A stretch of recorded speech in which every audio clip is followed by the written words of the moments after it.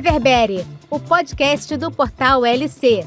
Aqui, os professores Daniel Barral, João Domingues, Rafael Sérgio de Oliveira e convidados tratam de temas atuais em matéria de licitação e contrato.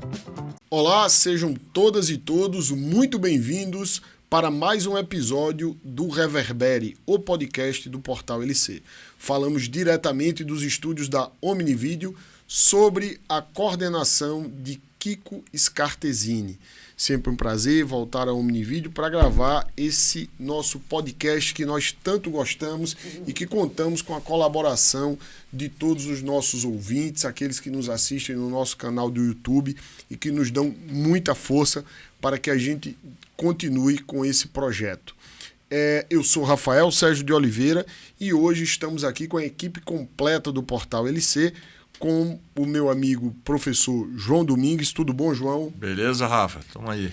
Maravilha, bom demais ter você de volta. E o querido professor Daniel Barral. Tudo bom, Barra? Tudo ótimo, prazer estar aqui com vocês. Cara, muito bom mesmo.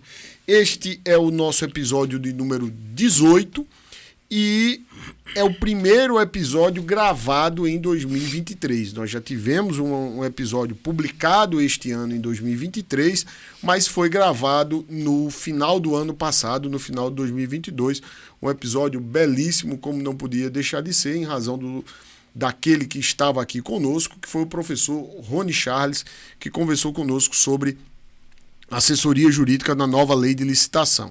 Agora a gente, de fato, vira a página, vira para 2023, o ano em que a gente ainda precisa saber se o dia da mentira de 2023 será, de fato, o dia da mentira ou se vai ser o dia da verdade, porque esse é um tema que nós vamos falar daqui a pouco, exatamente porque o tema do episódio, deste episódio 18 é o que vem por aí. Tem muita coisa aí ainda indefinida e é o que nós vamos tentar aqui conversar, fazer um bate-papo na tentativa de ajudar aqueles que trabalham com licitação e contrato neste ano tão decisivo, já que seria, por hipótese, a virada de chave para a nova lei de licitação e contrato, a lei 14.133. Eu falava agora, né, que todos aqueles que nos assistem dão muita força, e eu queria até fazer um registro que eu recebi uma mensagem da querida professora Gabriela Pécio falando que ouviu alguns episódios, não conseguiu ouvir todos e que queria dizer que a gente não desistisse, que ela adorou, que ela gostou muito e que a gente continuasse. Eu até disse que, inclusive, está faltando ela, porque de fato está faltando, é uma questão de oportunidade, mas eu queria aqui registrar de público essa fala dela e agradecer também, querida Gabi, um beijo por essa fala. E nós, inclusive, fizemos esta semana já um questionamento, eu fiz isso no meu Instagram, pedindo que as pessoas indicassem, né, os temas que elas queriam ouvir no Reverbere para os próximos episódios, já que este é um episódio de inauguração do ano de 2023. E bem, muita gente falou, tivemos várias contribuições e nós vamos procurar atender a todos, pedindo que falássemos sobre um tema que a gente vai tratar hoje, por exemplo, como é que ficam as atas de registro de preço nessa transição.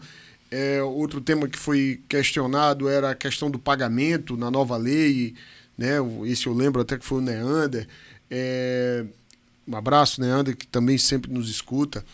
E nós vamos falar desse, Barral. Você vai se tá aí com tudo pronto já para a gente ter um episódio sobre esse tema. Tivemos sugestão sobre o remanescente na nova lei, que houve uma alteração significativa. Enfim, diversas propostas. E eu queria também aqui aproveitar esse momento para agradecer a todos aqueles que trouxeram sua contribuição, nos ajudando a contribuir, porque o que a gente quer de fato é saber qual é a angústia de cada um daqueles que nos escutam, que nos seguem e que estão aí ainda nesse limbo, como nós também estamos, e saber, na medida do possível, no que é que a gente pode colaborar, trazendo aí esse debate. Então, esses dois agradecimentos, a nossa querida amiga professora Gabriela Pesce, uma parceira, e aqueles que contribuíram trazendo a sua sugestão de tema para os próximos episódios. E, obviamente, agradecer sempre a você que nos assiste e nos escuta. Nos assiste no nosso canal do YouTube e agora na nossa plataforma. Esse é um tema que nós vamos falar mais ao final, e que nos assiste no Spotify. E se você ainda não faz isso, por favor, faça. Assim como nos siga nas diversas redes sociais. Bem, nosso canal no YouTube é Portal LC, você acha fácil. No Spotify você pode procurar Reverbere, Portal LC, que também vai achar, e aí você passa a nos seguir. E no Instagram é Portal_LEC. Sempre temos muitas publicações. Fica o convite para você nos seguir, se preferir, no LinkedIn, Portal LC, e no Facebook a mesma coisa. Tem mais. Tem o nosso site, licitaçãoecontrato.com.br, no qual você vai estar sempre informado sobre as notícias mais atualizadas no universo da contratação pública, e ainda pode se inscrever neste site para receber a nossa newsletter, que nós chamamos de informativo. Estou falando newsletter aqui porque é a palavra da moda, todo mundo, né? Não é mais ou menos por aí, então. Mas é isso. Vamos lá, que a gente sempre divulga um resumo, inclusive, um apanhado de decisões dos tribunais de contas do país afora, das leis, dos decretos, dos pareceres relevantes e tudo aquilo que nós publicamos aqui no Reverbere, no nosso canal do YouTube e no nosso site. Enfim, informação você vai ter bastante se você procurar seguir aí o Portal LC nas plataformas. Vamos lá, gente. Vamos fazer aqui, como eu falei, a gente vai fazer um apanhado de temas. Essa é a ideia desse episódio. E focado, sobretudo, no futuro. Óbvio que não há futuro sem passado. Então, por isso, a gente vai meio que fazer uma retrospectiva também, né, Barra? Uhum. E o primeiro ponto que eu traria é a transição entre o regime antigo e o novo. E todo mundo está falando, está pelo menos perguntando sobre a possibilidade, João, de um adiamento. Ou seja, nós não teríamos o 1º de abril como o dia de fato da transição este ano. Haveria a possibilidade de um adiamento desse prazo. O bilhete seria falso, então, né? Na verdade, tá tudo normal, porque mês de abril, dia da mentira, de fato, parece que vai mudar. E a nova lei de licitação vai passar a ser, de fato, obrigatória em outro momento. Bem, o que é que você acha disso, Barra? Bom, primeiro, prazer retornar aqui para o podcast. Acho que a Lei 14.133, ela trouxe para a gente um desafio, desde lá atrás, né? Como vocês estão bem lembrando, desde o dia 1º de abril, ela está vigente, né? Ou seja, havia sempre uma oportunidade de imediata aplicação da Lei 14.133, diferente de vacatio legis, né? De leis normais, que nós já conhecíamos, em que o gestor não poderia aplicar a lei durante aquele período. Desde o dia 1º de abril de 21, nós tínhamos sempre uma potencialidade de utilização da norma, e a gente sabe que, na prática, o gestor optou por continuar no conforto do regime conhecido da Lei 8.666. Bom, desde o dia 1º de abril de 21 até agora, nós tivemos uma evolução muito grande na normatização, né? Nós tivemos aqui, eu estou com minha cola aqui do lado, nós tivemos 32 normas que densificaram esse normativo novo, que trouxeram mais segurança, né, jurídica para a sua aplicação. A AGU veio com o seu papel também normatizador importante, editando os editais e os contratos. Ano passado, no finalzinho do ano passado, nós tivemos um kit importante divulgado pela AGU em parceria com a SEGES. Então, o que eu digo não trabalhem com o cenário de postergação do dia 1º de abril, porque isso ainda é incerto, é uma notícia que que está correndo aí a boca pequena, como se diz antigamente, mas que não é uma certeza, então, portanto, trabalhem com É uma notícia incerta e não sabida. Exatamente. E não fiquem contando com esse prazo alargado, que ainda não veio, né? Nós temos o prazo peremptório agora, no dia 1º de abril, então trabalhem com certo, que é um ano de muito trabalho, um ano de muita regulamentação interna, né, João? De fluxos, de responsabilidades, de ônus agravado, agora sim, porque nós estamos na reta final desse período aí de experimentação, 14.000/8666, e, portanto, é um momento de arregaçar as mangas e produzir um novo marco normativo, né, de contratações públicas. Eu sei que o João está doido para falar sobre essa questão da regulamentação orgânica, né, de cada órgão fazer sua regulamentação, mas eu queria, João, ouvir você aí, se você também tem uma... O que é que você acha? Se você sente que vai haver esse elastecimento desse prazo, né, se vai haver uma prorrogação ou se não, ou se... É 1º de abril mesmo. 1º de abril vai ser o dia da verdade. Então, eu concordo com o que o Barral falou, mas o que eu vejo é que faltam normas importantes serem regulamentadas, né? Regulamentar texto da lei, como o sistema de registro de preço, técnica e preço, credenciamento. Você tem normas importantes que, para dar plena aplicabilidade à lei, você precisaria da norma. E se a gente parar para pensar, faltam 2 meses e 1 semana para a lei entrar ter aplicação imediata, né? E, fora isso, nós temos o quê? Os sistemas, né? Será que os sistemas vão estar disponíveis? Né? A gente sabe, às vezes, da dificuldade que tem o Poder Executivo Federal, através, né, da entidade que elabora o sistema, de fazer o sistema. Então, assim, hoje nós temos alguns sistemas, né? O de cotação, a da dispensa eletrônica funciona, mas a gente não tem o do pregão funcionando, então, nem isso do sistema de nível federal, preço. né? Isso Nível federal. Em federal. Tem que lembrar que também tem que ver a situação como estão os estados e os municípios. Estados e os municípios. Então, assim, é algo que a gente que tem que parar para pensar se em 2 meses e 1 semana vai estar tudo disponibilizado para a gente poder trabalhar a nova lei na prática, né? Entendeu? Então, se vai ter isso ou não, entendeu? Eu creio que, pelo que eu estou vendo do movimento, né, da carruagem, dos espaços que estão dando de publicação, né, e tem uma coisa que de repente tem que considerar: a mudança de governo. A mudança de governo... Isso é fundamental. Né? Mudança de governo, talvez um outro olhar, né, de repente. E eu cito isso, Rafa e Barra, porque o governo anterior ele publicou no final do ano uma instituição normativa que regulamentava o teletrabalho e ela foi revogada. O professor João Domingues está especulando que vai haver adiamento. Eu senti. Se você perguntar assim, você crava alguma coisa? Não, mas você está tendencioso? Sim, eu estou tendencioso que talvez, por toda essa conjuntura, esse cenário que a gente está vendo aí, que possa haver mesmo. E eu apostaria até mais por causa da mudança, às vezes, de governo, que tem que fazer um olhar para a aplicabilidade. O que eu poderia dizer? Bem, essa fala, ela acontece. Ou seja, fala-se nisso. Inclusive, em um nível de que há pessoas aí que eu tenho ouvido falar fortemente de que é possível que isso aconteça. Porém, eu acho que é um cenário, como o João descreveu, que nos leva, muitas vezes, a imaginar essa possibilidade de alteração desse prazo, de adiamento da obrigatoriedade da Lei 14.133.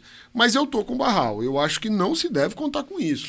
Até porque... Eu acho que, assim, qualquer coisa que nós estamos hoje considerando é especulação. Isso. É mera especulação. Não há ainda nada de certo, nenhuma medida provisória que foi publicada ou que está por ser publicada, pelo menos no conhecimento. Se está, ninguém sabe. E aí é melhor não contar com ela, porque é uma incerteza da qual nós não temos controle. Né? Até porque, se nós trabalharmos com um cenário de adiamento, né?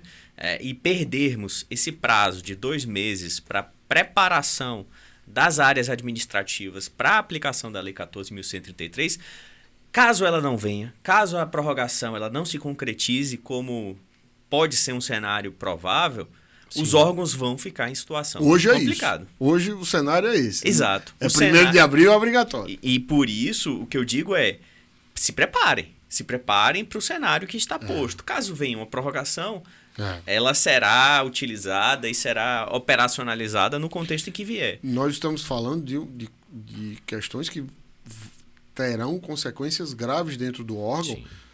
Se algum gestor contar com essa prorrogação e ela não vier. Exato. Então, é importante saber que é melhor se preparar para a situação posta. E a situação posta é essa. 1º de abril será o dia da verdade. Mas, o dia da virada de chave. Concordo com o João. Sem sistema, né? A gente sabe que daquela pirâmide invertida, sem sistema... Nós vamos falar disso. É muito difícil. Mas acho que há um cenário ainda que ele possa vir e isso tem que ser também no campo na matriz de risco aí da administração, claro, a gente tem que trabalhar com um cenário um pouco mais cauteloso de aplicação imediata. Sim. O cenário atual, e isso também é importante a gente falar, sobretudo por tudo que ocorreu agora no final do ano, sobre essa questão da transição, é que nós tínhamos um posicionamento da Secretaria de Gestão que coloca que no âmbito federal, é importante deixar isso claro, deveria haver a publicação dos editais até 31 de março de 2023. De modo que esses editais deveriam ser lançados no sistema até 30 de março, para ser publicados no dia 31 de março. Porque o dia 1º é um sábado e não tem diário oficial. Esse era o posicionamento da SEGES. Tivemos uma novidade, que foi o parecer 6 de 2022 da Câmara de Licitação e Contrato da Consultoria Geral da União, da AGU. Esse parecer aprovado, inclusive, pelo Advogado-Geral da União, e que traz aí uma orientação jurídica vinculante, ao menos dentro da Advocacia Geral da União, no sentido de que não é imprescindível, do ponto de vista jurídico, a publicação do edital até 1º de abril. Juridicamente, seria suficiente para que houvesse a ultratividade da Lei 8.666, 10.520 e 12.462, o fato de o processo ter sido iniciado, instruído, tendo a autoridade competente feito a opção por esses regimes. Ou seja, a fase preparatória iniciada e executada, onde, em qualquer momento que esteja, tendo sido registrado no processo até 1º de abril de 2023, que o regime optado foi o da 8666, do regime das leis tradicionais, das leis antigas, estaria ali garantido a continuidade daquele processo sob a égide do regime anterior. Lei 8.666, Lei 10.520 e Lei 12.462. Não é imprescindível que o edital seja publicado até 31 de março de 2023. Vamos aqui com calma. Esse é o posicionamento, a interpretação jurídica da Advocacia Geral da União. Eu, inclusive, estou citado no parecer como uma opinião contrária, que de fato é publicação no nosso livro Comentários à Lei de Licitações e Contratos, publicado pela editora Fórum, do qual estamos como autores eu e o professor Daniel Barral. Lá nos comentários ao artigo 191, eu deixo claro que esse não era a minha posição. Para mim, eu fico com a ideia de que tem de haver a publicação do edital até 1º de abril. Entretanto, o parecer ele deixa claro, e aí ressaltando, inclusive, que fui citado no parecer, gentilmente, pelo nosso querido amigo professor Rony Charles, e o parecer deixa claro o seguinte, olha, o comunicado da SEGES não está cancelado, ele continua valendo, porque o comunicado da SEGES é uma opção do gestor. O gestor decidiu fazer a virada de chave até 1º de abril, até 31 de março até. Não é? Então é a opção do gestor. O gestor disse, olha, eu vou disponibilizar o sistema até 30 de março. Se você tiver de lançar uma licitação no sistema dia 31, você já não consegue. No sistema da 10.520, no caso aí o pregão eletrônico. Porque foi a decisão administrativa de quem tem competência para estabelecer dentro do governo federal, né, que é o órgão central do Sistema de Serviços Gerais. E isso que o parecer fala. Depois nós temos o comunicado SEGES 13/2022, que ratifica o comunicado 10. Esse comunicado é depois do parecer.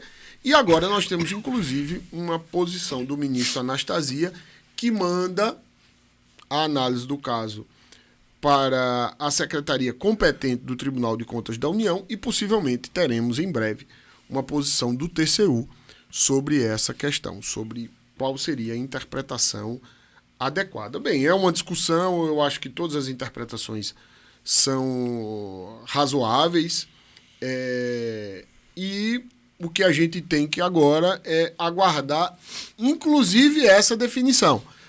Mas é importante dizer que para procedimentos que dependam do sistema, como as licitações eletrônicas, a sua grande maioria, o pregão, até então está definido que a SEGES deixa ele disponível só até, para lançamento de certames, só até o dia 30 de março de 2023. Isso é importante que a gente deixe aqui colocado, né? Porque nós não sabemos o que é que pode advir. Inclusive, a SEGES pode rever sua posição, rever e adequar até o posicionamento da AGU, né? Ou seja, ser mais flexível na medida em que o parecer da AGU admite. Deu conforto jurídico para continuar aplicando a 8666 mais para frente, né? Correto. E aí, deixo aqui para a nossa audiência talvez uma sugestão prática, né? Considerando esse cenário ainda conflagrado no âmbito jurídico, né, de vieses de interpretação, de opiniões hermenêuticas, né, a respeito dessa transição, o que a gente pode fazer como gestor, né? Você no seu caso concreto. Talvez valesse a pena, antes do dia 1º de abril, caso a opção seja licitar pela Lei 8666, deixar expresso no processo essa opção por meio de um despacho, por meio de um ato inequívoco de opção pelo regime jurídico anterior. Isso porque eu digo que, na prática, a opção ela se dá pela própria instrução, claro, você vai instruindo de acordo com a lei de regência, sim. mas a manifestação, digamos, de vontade da opção, até por opção do própria Lei 14.133, foi no edital. A Lei 14 pede que no edital se indique se aquele regime vai ser o da Lei 8666 ou se vai ser da Lei 14.133. Como, seguindo a manifestação da AGU, nós não teríamos edital publicado até o dia 1º de abril, e para preservar, digamos, uma opção legítima do gestor pela Lei 8666 no contexto do parecer da AGU, a minha recomendação é: faça essa opção antes do edital, caso você não consiga publicar o seu edital até o dia 1º de abril ou até o dia 30, né, pela SEGES, e imaginando, digamos, que a SEGES vá rever seu posicionamento e vá se adequar ao entendimento da AGU, você já preservou o seu direito ali de continuar aplicando a Lei 8666 com a manifestação inequívoca no processo. É uma recomendação aí prática, né? Aquela história, né?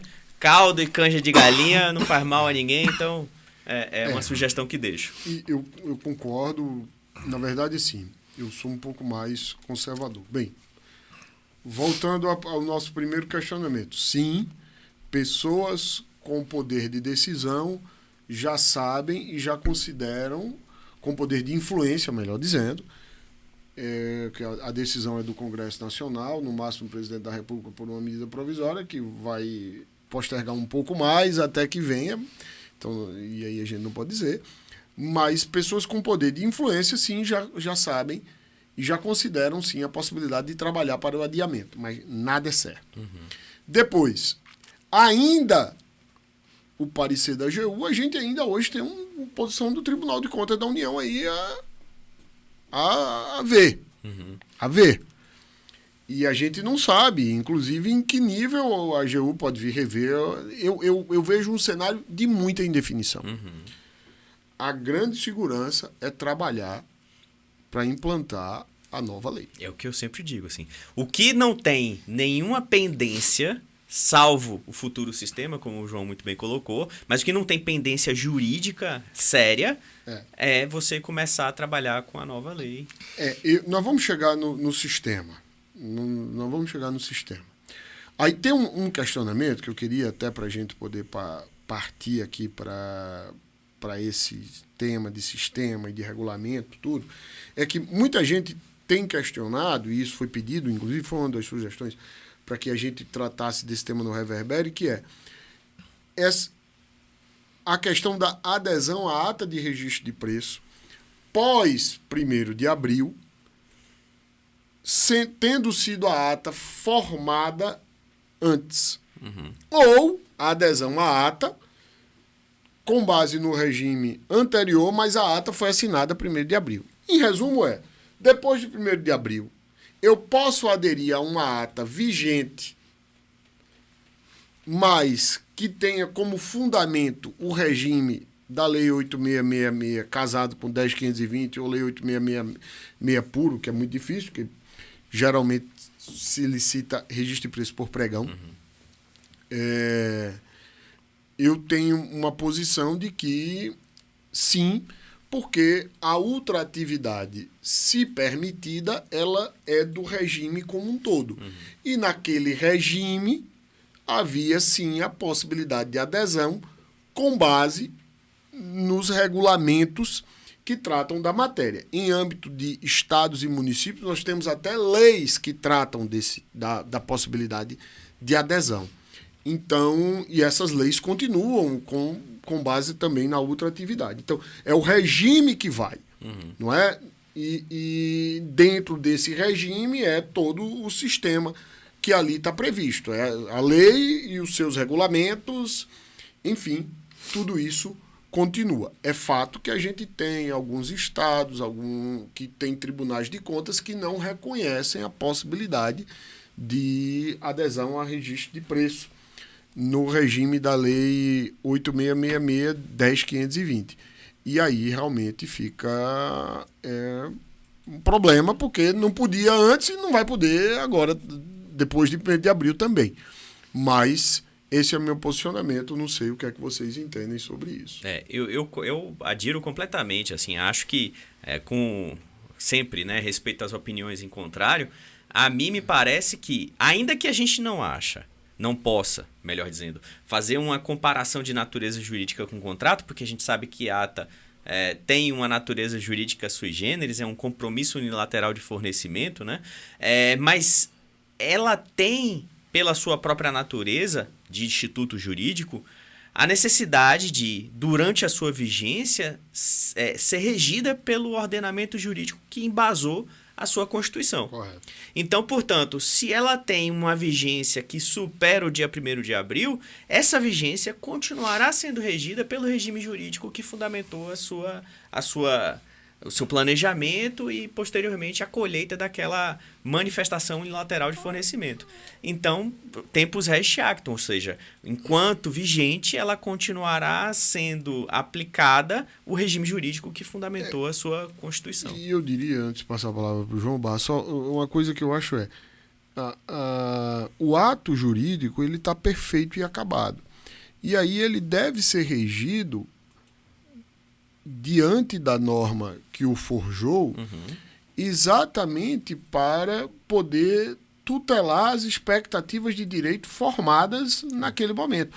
Quando a gente estuda toda essa questão do tempus regi actus, das normas que tratam de regimes de transição, o que está como fundo disso tudo é a tutela das expectativas de direito. O direito trabalha muito com isso. Isso é uma questão de teoria do direito. Sim. Tutelar as expectativas de quem ali estava envolvido. Há uma discussão de que e essa discussão é muito bem trazida pelo amigo professor Vitor Amorim, de que ele acha até, o Vitor é um pouco conservador, que ele acha que você teria de assinar o contrato até 1º de abril. E qual a opinião dele? É de que a norma da licitação, ela é norma de processo. Então, como norma de processo, vale a norma vigente ao tempo do ato, o tempus regi acto. Não é como a norma de direito material, que é ato jurídico perfeito. Uma vez formado o ato jurídico perfeito, ele sim, os efeitos dele se perpetuam, ainda que outra lei passe a vigorar. Entretanto, eu tenho uma posição diversa no sentido que eu entendo que licitação não é norma de processo. Quando você estuda, inclusive, essas normas de transição, você vai ver que tem norma de processo que é chamada de direito material. Exemplo, um cheque. O cheque é um título de crédito. É um título de crédito. Mas isso é uma norma de processo ou isso é uma norma de direito material? Embora esteja no ramo do processo, é um título, o cheque é um título executivo, se a lei que diz, olha, o cheque deixa de ser um título executivo, e isso até que ponto aí eu estou prejudicando de fato a tutela desse direito, a expectativa daquele direito de ser tutelado, alguém que recebeu um cheque e disse, isso aqui eu não preciso entrar na justiça para reconhecer meu direito, o direito já está pré-constituído, basta eu executar. Então, essa é uma norma, é um exemplo de norma de direito processual, mas que é material. Assim como no direito administrativo, sobretudo, que nós temos diversos atos que são praticados por procedimento. É a história do ato administrativo composto, que é aquele ato que se forma com o procedimento. O processo em si, ele serve a um direito material. A licitação não é assim. Né? Ela não é um processo de apuração de um fato. Ela é um processo de formação de um ato, que é o ato de seleção do futuro contratado. Então eu vejo, embora seja um procedimento, é um procedimento que caminha para a formação de um ato. Ele não é um procedimento que é instrumento para o direito material. Ele é a própria composição do direito material. Sim. E é por isso, para mim, publicado o edital, o ato jurídico está perfeito. No posição da AGU, e aí é o que institucionalmente deve ser seguido, é importante sempre a gente deixar isso claro, é a abertura do processo com a indicação pela autoridade competente do regime jurídico a ser seguido naquele caso. E assim eu acho que ficou posicionado que ali seria o ato jurídico perfeito que faz com que se perpetue. João, desculpa, amigo. Não, eu penso na seguinte situação. Se eu fosse limitar a utilização da ata de registro de preço pós 1º de abril de 2023, quer seja por órgãos considerados aderentes ou até o órgão que é participante, eu teria que limitar primeiramente a vigência da ata a 31 de março. Porque se eu não vou poder utilizar, eu não poderia, opinião minha, eu não poderia dar uma vigência dela maior que 1º de abril, 1º de março. Então, não poderia utilizar mais. E aí, se você faz uma licitação em novembro de 2022, assina a ata no dia 17 de novembro, por exemplo, e a vigência ata vai até 17 de novembro do ano seguinte, então é um documento que tem validade. Então, eu, como órgão participante ou como órgão gestor, eu poderia utilizar, porque eu fiz aquela ata para poder executar até meu plano de contratação anual. Eu já tenho almejando o que eu vou executar, então eu já tenho essa ata para executar. Então, se a época que eu elaborei o documento, eu fiz a licitação, as normas eram vigentes, válidas, e aquele documento, aquela ata, ela vai viger por um período para além de 1º de abril, eu particularmente entendo que tanto o órgão gestor quanto o participante que para mim aí não teria diferença o aderente utilizar a ata, na opinião minha. Se o participante pode utilizar, o aderente também poderia utilizar. Sim. Então não teria diferença entre um e outro. Então, E tem gente que vai nessa discussão mais funda mesmo, que é isso mesmo. Mas a ata eu não tenho um contrato ora, mas você já tem o ato jurídico perfeito de seleção do contratado. É ele. Se for fazer a contratação, é ele. A outra atividade da lei está garantida. E tem outra coisa, muita da execução de ata de registro de preço, em termo, você não tem nenhum instrumento de contrato propriamente dito. Você tem a nota de empenho. Então, assim, se fosse basear em norma jurídica mesmo, na posição do Vitor, eu normalmente você não tem um contrato, um instrumento de contrato, termo de contrato propriamente dito, né?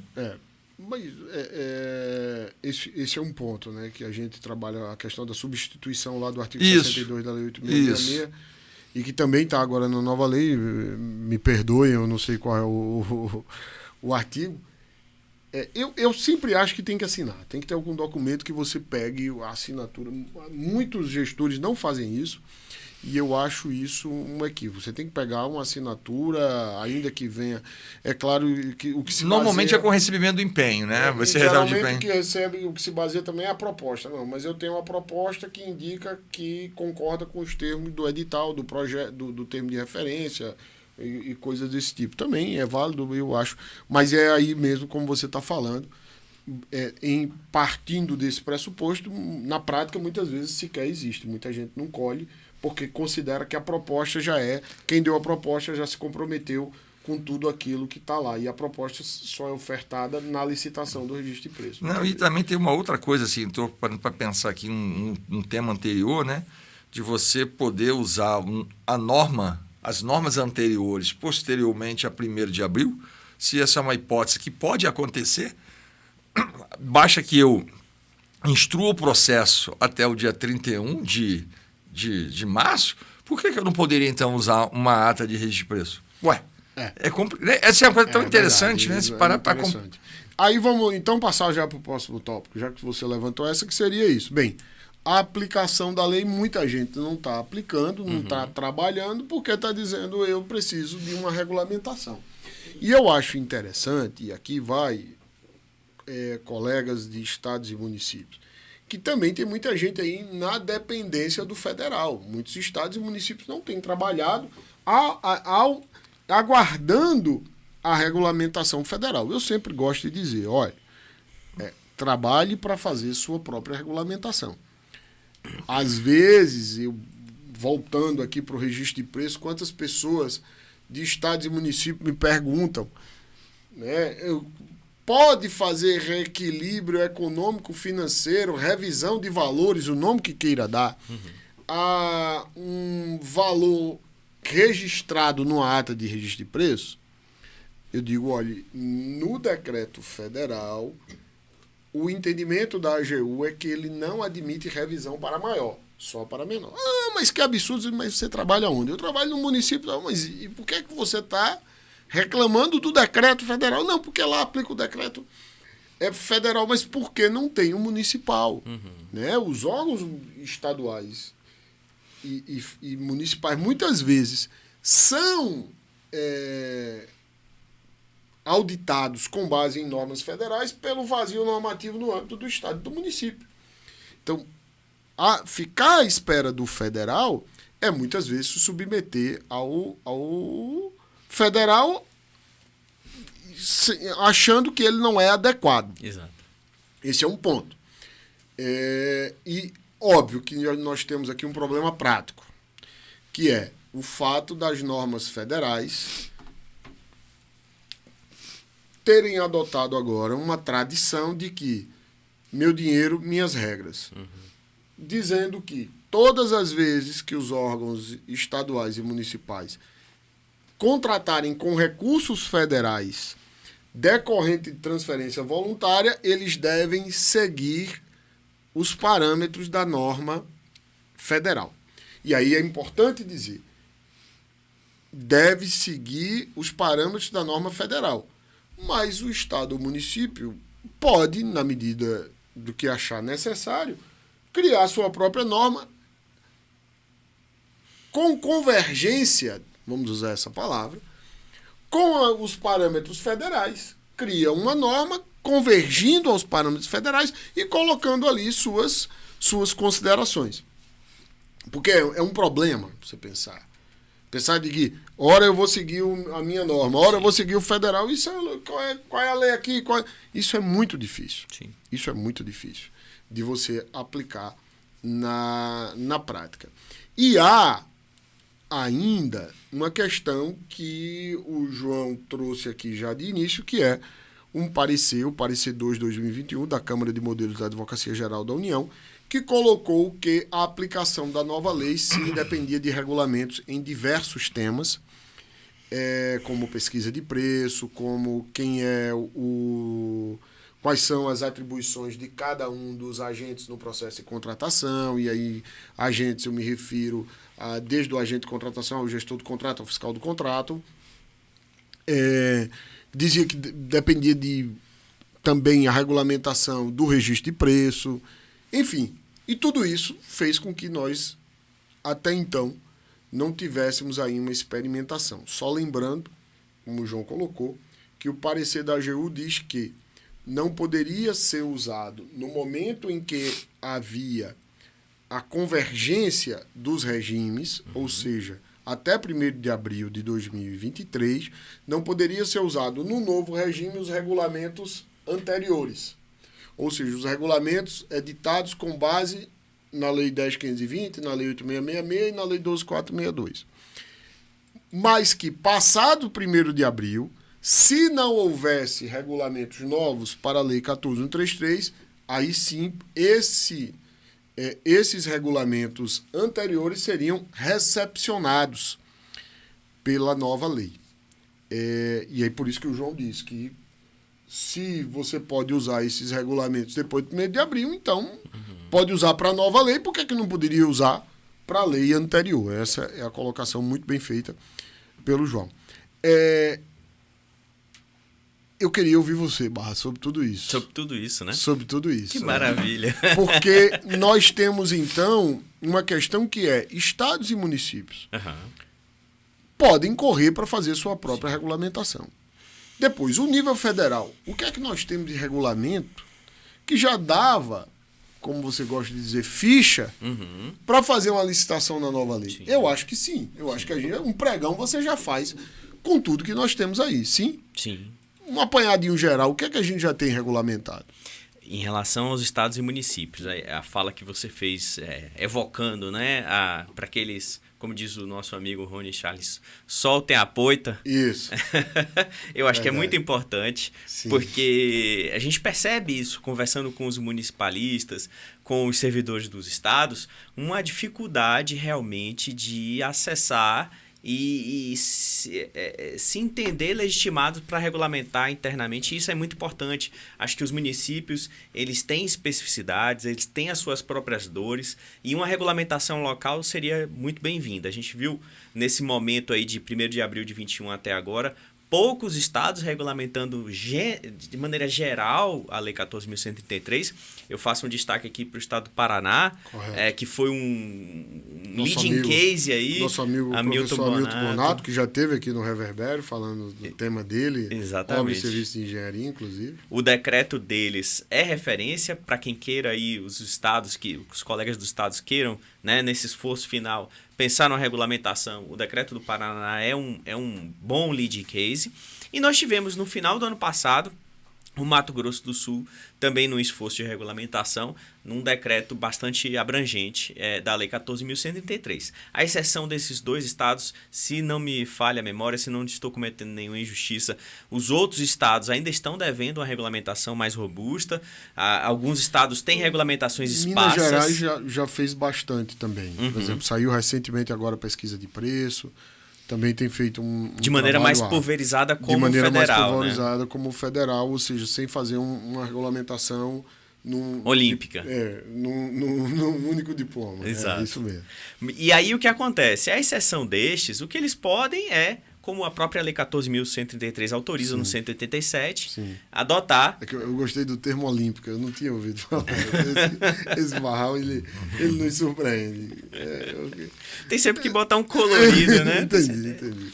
E aí, assim, para os outros, né? Aqueles que ainda estão dormindo em berço esplêndido, tem o 187 para atrair a regulamentação federal para si, mas acho que é sempre importante dar esse destaque de maneira expressa. Correto. Não façam de maneira implícita, porque aí você cai num ambiente de desregulamentação, de ausência de regulamentação, que é o cenário hoje da maior parte dos municípios com a Lei 8.666. Então, se querem adotar a lei federal, os regulamentos federais, os 32 regulamentos já editados, pelo menos façam como fez o GDF, como fez o governo do Distrito Federal há um tempo atrás, quando adotou expressamente a IN5, para a regulamentação dos serviços técnicos com dedicação exclusiva à mão de obra. Eles expressamente, por um decreto do Distrito Federal, fizeram essa opção. Então, façam a opção, pelo menos expressamente. E aí, pegando o que você falou, acho que talvez seja interessante, porque resgatando uma fala do professor Egon Bockmann Moreira, no início das discussões da Lei 14.133, lá atrás, ele anunciou, na visão dele, e essa visão também foi muito contrastada por municipalistas, por procuradores de Estado. O nosso amigo Anderson Pedra tem uma visão diferente, então esse dissenso aí existe. Mas o professor Egon Bockmann sinalizou que, na visão dele, nós caminhávamos muito fortemente para uma nacionalização do regime de contratações públicas, seja pelo fôlego da Lei 14.133, seja pela necessidade de regulamentação excessiva da norma, que, como a gente viu, não é fácil, não foi fácil para o nível federal e não foi fácil também para os estados e municípios, muito menos. Então, e casando com o que você falou, que agora meu dinheiro, minhas regras, de uma maneira muito forte, vem nas regulamentações federais, talvez valesse a pena realmente os estados começarem a pensar numa harmonização, numa aproximação realmente do regulamento local com o regulamento federal para facilitar a transição e a tramitação dos processos. Porque se eu adoto o recurso federal, eu preciso seguir os normativos federais. Claro. Se eu não adoto, geraria ali uma dificuldade adicional de 2 procedimentos distintos, né, para os recursos. Né? E vamos pensar também no mercado, né? Porque essa diversidade de regimes entre estados, municípios e União gera um custo de transação alto para o mercado, para o empresário. Que a cada procedimento tem que se debruçar e saber qual é a linha aqui. É a linha amarela, a linha verde, como é que eu vou... Qual é o município lança o edital, o estado lança o edital. O recurso é de quem? É recurso federal. Então tem que se adaptar, por exemplo, ao compras governamental no regime do pregão. As regras do pregão. E, de repente, se vai aquele mesmo município, aquele mesmo estado, lança um outro edital que o recurso é próprio e a regra é totalmente diferente. Então, aí tem que... Por isso que eu acho que o melhor caminho é trabalhar numa harmonização, sim, com pequenas diferenciações. Especialmente na fase de planejamento, né? Eu acho que existe... Não há razão para que a União imponha, salvo aquilo que está na Lei 14.133, elementos da... Aliás, há questões na Lei 14.133 que são de governança, na minha avaliação. Mas eu concordo com você. Fase de planejamento, você deve seguir os padrões de governança, mas não precisa ser especificamente o que está na 14.133. A minha norma, né? Até mesmo da pesquisa na 14.133. Não, mas da própria pesquisa de preços, né? Pois é. Se usar o recurso federal, tem que usar a regra da pesquisa de preços. Pois é. Exatamente. Exatamente. Não, assim, não faz, para mim, assim, não é Agora, muito lógico, né? O Barral coloca uma coisa que é: a adoção da norma federal é uma possibilidade. O estado, o município que achar válido, vai lá e adota. Sim. Agora, é importante dizer, aquilo não é automático. Nós já dissemos isso em live, já dissemos isso aqui no Reverbere. É preciso que haja. Na verdade, nós já dissemos isso numa live, mas também aquele dispositivo da lei que diz que o estado e o município podem adotar o regulamento federal, ele não vale de nada. Exatamente. Porque quem tem que dizer isso é a lei estadual ou a lei municipal, não é a lei federal. Porque essa É uma prerrogativa do Estado e do município, do ente federado. É quase um post-it. É um lembrete. É um lembrete. Olha, lembrando aqui, ó. Se quiser, faça. Então, mas a gente está aí nessa questão. E o João coloca uma coisa muito bem, né, João? Que tipo, há regulamentação orgânica muitas vezes. Que o próprio órgão pode vir a fazer regulamentos próprios diante da ausência de regulamento daquele que o superior, né, que teria a competência para fazer esse regulamento. Na verdade, Rafa, eu acho que vai além disso, né? Porque, veja, se você olhar para a Lei 14.133, ela incorpora governança, gestão de risco, controle, integridade, planejamento, tudo. E aí você tem que os órgãos têm que estar preparados para isso. Aí você cito para você a portaria 8678, que está de governança no âmbito do Poder Executivo Federal, administração direta, autarca e fundacional. Ela traz vários elementos, né, que está lá no artigo 6º, que ela vai trazer instrumentos de governança, como, por exemplo, plano diretor de logística sustentável, plano de contratação anual, gestão por competência, gestão de risco, controle preventivo, diretrizes para gestão de contrato, definição da estrutura que o órgão, para aplicar a nova lei, ele mesmo tem que regulamentar. Independe de regulamentação do ente federado. Ele, como aqui no caso o órgão Poder Executivo Federal, ele tem que regulamentar atribuições, competências, responsabilidade, fazer normas internas. Por exemplo, é muito comum hoje você encontrar aqui em Brasília, no Poder Executivo Federal, órgão que não tem a política e a metodologia de gestão de risco. Como é que ele vai atender o artigo 11? Como é que ele atende o artigo 12, inciso 10? Como é que ele atende o artigo 69? Uhum. Então, tem muitas das regulamentações, né? É até uma dicotomia em relação a isso, que não é só o órgão federal que tem que regulamentar. O próprio órgão, a entidade, internamente tem que regulamentar para dar aplicação ao que a lei pede para que o órgão faça. Sim. E isso acontece, às vezes, no próprio edital, né? Uhum. Porque, às vezes, o edital traz regras que não está em nenhuma das normas. E aquilo é uma regulamentação fixada pelo próprio edital. Enfim, é isso mesmo. A gente tem... É esse caminhar que cada um vai ter que procurar fazer, porque, de fato, os órgãos centrais têm um trabalho hercúleo para fazer. E dificilmente vão conseguir fazer tudo. Sim. Dificilmente vão conseguir fazer tudo até 1º de abril, de modo que a gente venha a aplicar a nova lei já com tudo redondo, como se costuma dizer.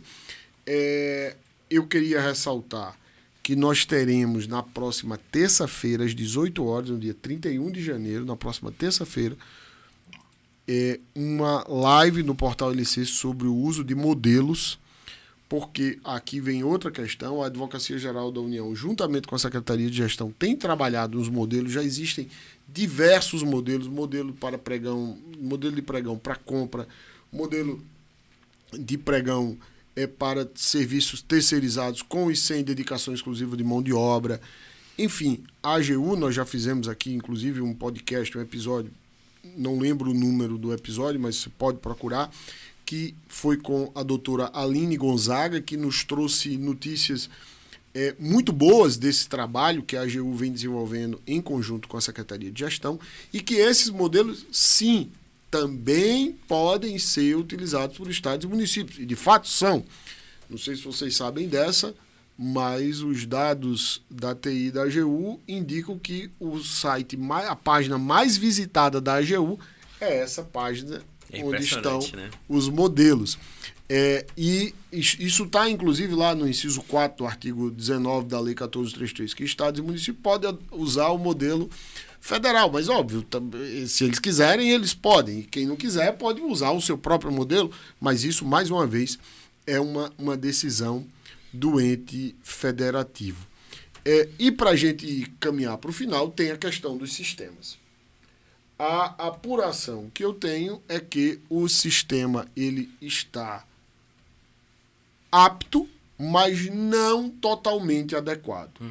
Que haveria, segundo ainda informações passadas no governo passado, haveria a previsão de que em fevereiro, sim, fevereiro agora de 2023, o sistema já estivesse totalmente apto.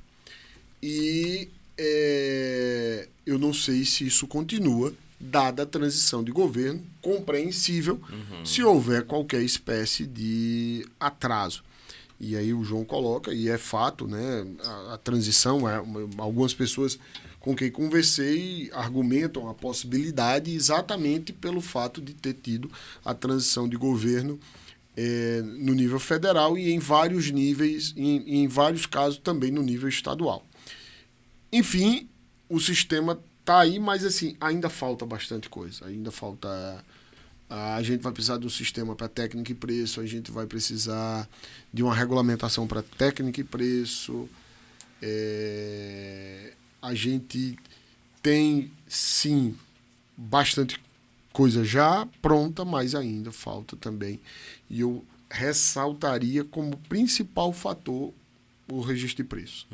Não é? O registro de preço, porque ele é bastante usado e nós ainda não temos. Sem contar as novidades, o credenciamento que precisa, a pré-qualificação, diversos instrumentos muito interessantes, o cadastro, o registro cadastral que tem lá o CACO, que é o Cadastro de Ateste de Cumprimento de Obrigações, eu adoro essa sigla, e que é um sistema de reputação, de avaliação do contratado.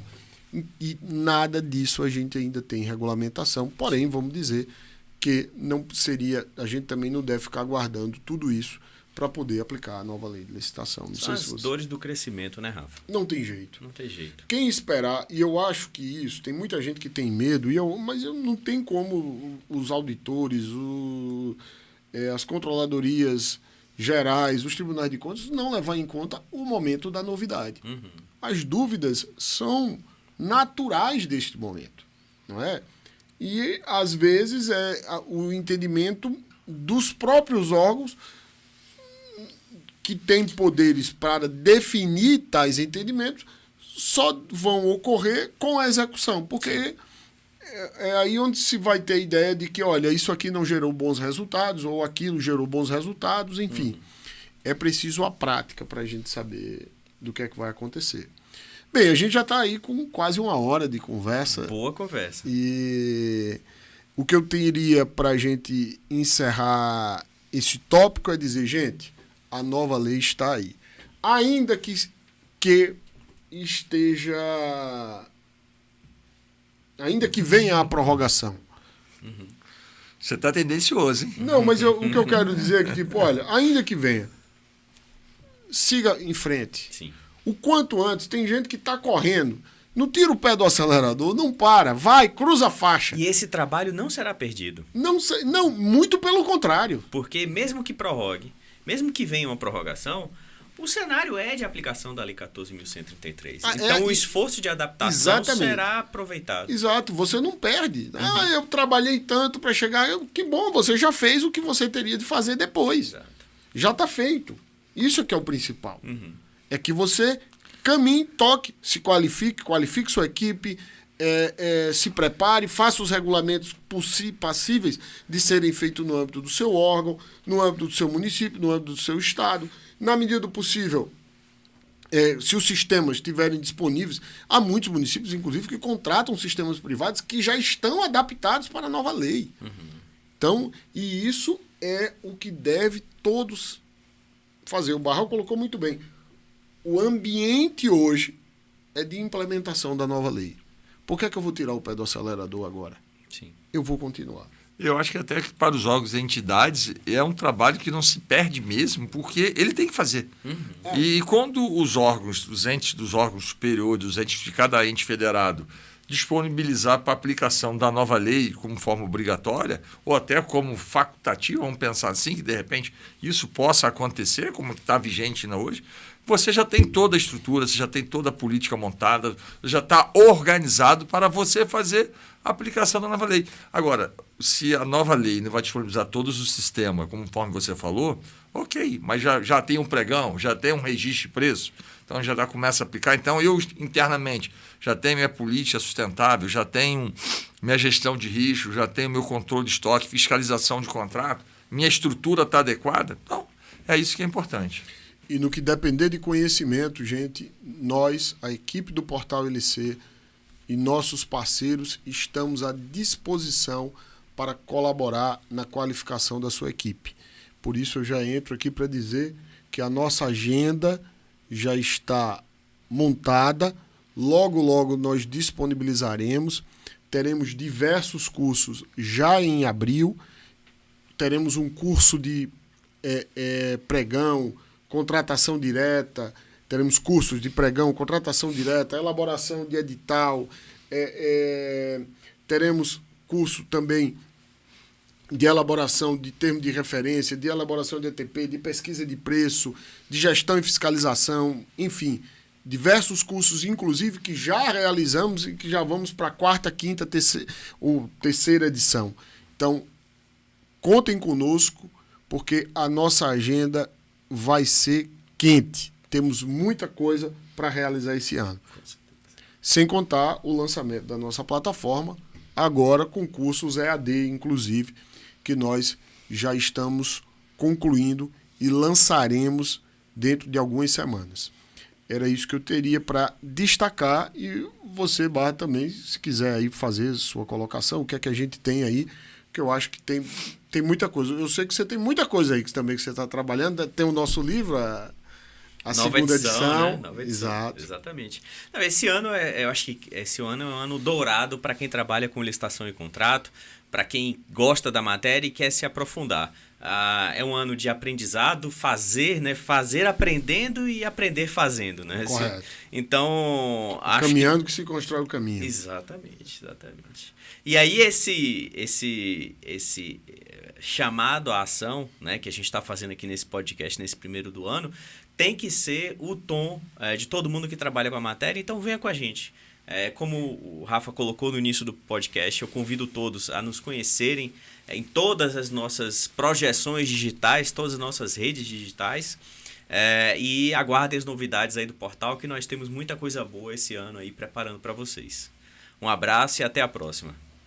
João, meu amigo, sua colocação final. Só confirmar o que vocês falaram, né? Que quem está nos ouvindo, venha nos conhecer, venha fazer curso com a gente, venha se capacitar, venha conhecer o portal. E nós estamos com as novidades, igual você falou, né? Sim. Com os cursos gravados, né? Muitas novidades estão por vir aí, né, em 2023. Já que a nova lei está aí, a gente vai trazer uma novidade para os nossos ouvintes e seguidores. Correto. É isso, gente. Fica aqui mais uma vez o nosso agradecimento. Quero pedir a você que está nos ouvindo que, se você gostou, por favor, deixe o seu like, curta e compartilhe. Porque o nome desse podcast é Reverbere, exatamente porque essa é a nossa ideia. Que o conhecimento reverbere, que o conhecimento se espalhe e que aqueles que querem e que precisam se capacitar em matéria de licitação e contrato tenham acesso à informação. Por isso, fazemos esse podcast, assim como fazemos tantos outros conteúdos disponibilizados pelo Portal LC. Um forte abraço, muito obrigado e até a próxima. Reverbere, o podcast do Portal LC.